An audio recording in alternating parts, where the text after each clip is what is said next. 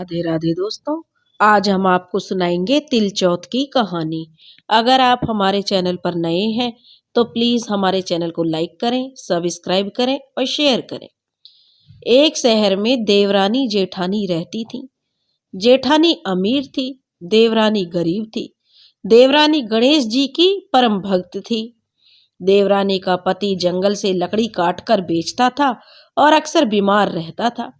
देवरानी जेठानी के घर का सारा काम करती थी और बदले में बचा हुआ खाना, पुराने कपड़े जेठानी उसको दे देती थी। इसी से देवरानी का परिवार चल रहा था। माघ महीने में देवरानी ने तिल चौथ का व्रत किया। 5 आने का तिल और गुड़ लाकर तिलकुट्टा बनाया। पूजा करके तिल चौथ की कथा सुनी और तिलकुट छीके में रख दिया और सोचा कि चांद उगने पर पहले तिलकुट्टा और उसके बाद ही कुछ खाएगी। कथा सुनकर वह जेठानी के यहाँ चली गई।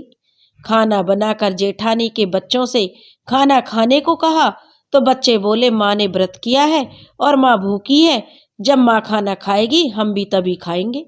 जेठ जी को खाना खाने के लिए कहा तो जेठ जी बोले, अरे मैं अकेला नहीं खाऊंगा, जब चांद निकलेगा तब सब खाएंगे, तभी मैं भी खा लूंगा। जेठानी ने उससे कहा कि आज तो किसी ने भी खाना अभी तक नहीं खाया है, तो तुम घर जाओ। वह कहने लगी, तुम मुझे कुछ खाना दे दो। तो जेठानी कहने लगी, तुम सुबह सवेरे ही आ जाना और बचा हुआ खाना ले जाना। देवरानी के घर पर जो पति बच्चे सब आस लगाए हुए बैठे थे। आज तो त्योहार है, इसलिए कुछ पकवान आदि खाने को लाएगी। परंतु जब बच्चों को पता चला आज तो रोटी भी नहीं मिलेगी तो बच्चे रोने लगे। उसके पति को बहुत गुस्सा आया और कहने लगा, सारा दिन काम करके 2 रोटी भी नहीं ला सकती तो काम करने क्यों जाती है। पति ने गुस्से में आकर पत्नी को कपड़े धोने के धोबने से मारा। धोबना हाथ से छूट गया तो पाटे से मारा। वह बेचारी गणेश जी को याद करती हुई रोते रोते पानी पीकर सो गई। उस दिन गणेश जी देवरानी के सपने में आए और कहने लगे, धोबने मारी, पाटे मारी, सो रही है या जाग रही है। तो वह बोली, कुछ सो रही हूँ कुछ जाग रही हूँ। गणेश जी बोले, भूख लगी है, कुछ खाने को दे दे। देवरानी बोली, क्या दूं, मेरे घर में तो अन्न का एक दाना भी नहीं है। जेठानी बचा कुचा खाना देती है, आज वह भी नहीं मिला।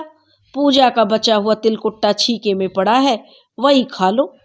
तिलकुट्टा खाने के बाद गणेश जी बोले, धोबने मारी, पाटे मारी, निमटाई लगी है, कहाँ निमटे। तो वह बोली, यह पड़ा घर, जहाँ इच्छा हो वहां निमट लो।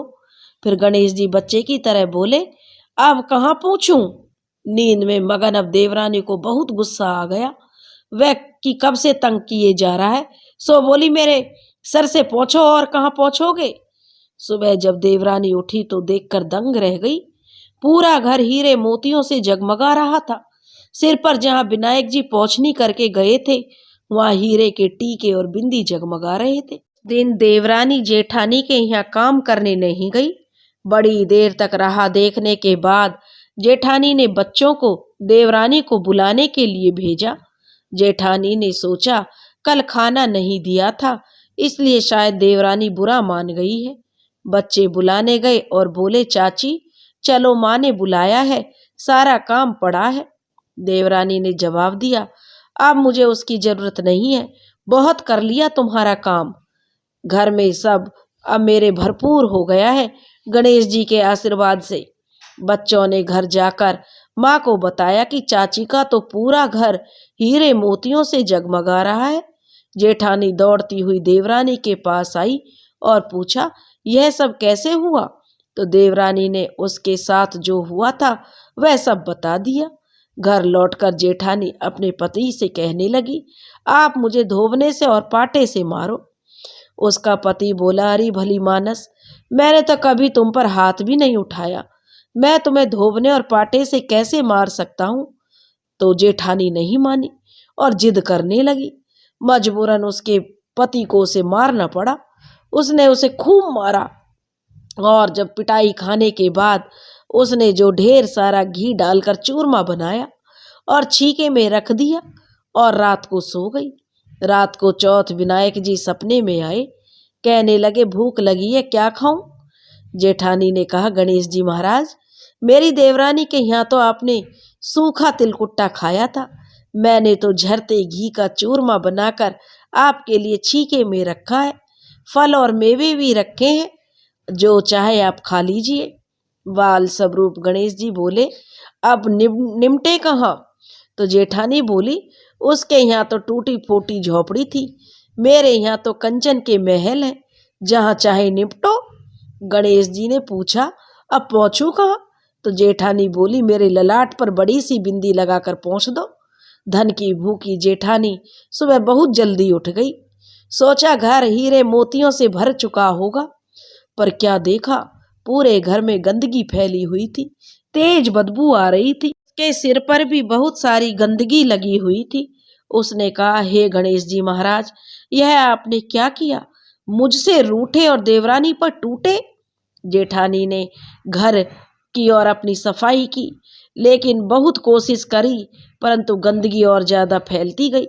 जेठानी के पति को मालूम चला तो वह भी बहुत गुस्सा हुआ और बोला, तेरे पास इतना धन है, सब कुछ था, फिर भी तेरा मन नहीं भरा। परेशान होकर चौथ के गणेश जी से मदद की विनती करने लगी। गणेश जी ने कहा कि तूने देवरानी से जलन के कारण यह सब किया है, तो तुझे उसी का फल मिला है। अब तू अपने धन में से आधा धन अपनी देवरानी को देगी, तभी यह साफ होगा। उसने जेठानी ने आधा धन बांट दिया, किंतु मोहरों की एक हांडी चूल्हे के नीचे गाड़ रखी थी। उसने सोचा किसी को पता नहीं चला, और उसने उस धन की हांडी को नहीं बांटा। उसने कहा, हे श्री गणेश जी, अब तो अपना यह बिखराव समेटो। वे बोले, पहले चूल्हे के नीचे गड़ी हुई मोहरों की हांडी सहित ताक में रखी हुई 2 सुई के 2 हिस्से कर दो।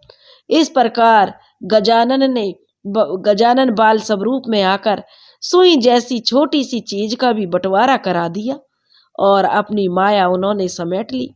हे गणेश जी महाराज, जैसे आपने देवरानी पर कृपा करी, वैसी सब पर करना। कहानी कहने वाले, सुनने वाले, हुंकारा भरने वाले, सब पर अपनी दया दृष्टि करना, किंतु जेठानी को जैसी सजा दी, वैसी किसी को मत देना।